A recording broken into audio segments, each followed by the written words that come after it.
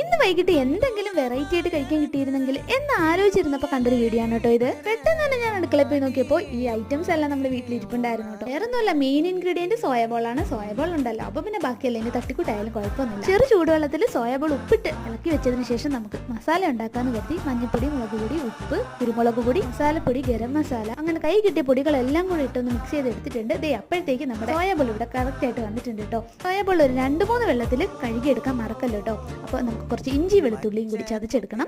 അതും കൂടിയിട്ട് നമ്മുടെ മസാലയും കൂടിയിട്ട് നമ്മുടെ സോയാബോളും കൂടിയിട്ട് നന്നായിട്ടൊന്ന് മിക്സ് ചെയ്തെടുക്കാം. ഞാൻ എടുത്ത പാത്രം കുറച്ച് ചെറുതായിപ്പോയി, എനിക്ക് നന്നായിട്ടൊന്ന് ഇളക്കാൻ പറ്റിയില്ല. അപ്പം നമ്മൾ സ്പൂണൊക്കെ എടുത്ത് മാറ്റി വെച്ചിട്ട് കൈ വെച്ച് തന്നെ നന്നായിട്ട് ഇളക്കി എടുക്കാവേ. അതിൻ്റെ കൂടെ നമുക്ക് കുറച്ച് ടൊമാറ്റോ കെച്ചപ്പും കൂടെ ഒഴിച്ചു കൊടുക്കാം. എന്നിട്ട് നമുക്ക് നന്നായിട്ടൊന്ന് മിക്സ് ചെയ്തെടുക്കാം. ഇനി നമുക്കിതൊന്ന് വറുത്തെടുത്താൽ മാത്രം മതി. ചീനിച്ചട്ടി വെച്ചു, വെളിച്ചെണ്ണ ഒഴിച്ചു കൊടുത്തു. ഇനി നമുക്കിത് നന്നായിട്ടൊന്ന് വറുത്തെടുക്കാം കേട്ടോ. അതിൻ്റെ കൂടെ തന്നെ നമ്മൾ കുറച്ച് പച്ചമുളകും കുറച്ച് കറിവേപ്പിലയും കൂടി ഇട്ട് കൊടുത്തിട്ടുണ്ടായിരുന്നു. ചെറു തീയിലിട്ട് വരട്ടിയെടുത്ത് നമ്മുടെ സോയാബോൾ ഫ്രൈഡ് റെഡി ആയിട്ടുണ്ട്.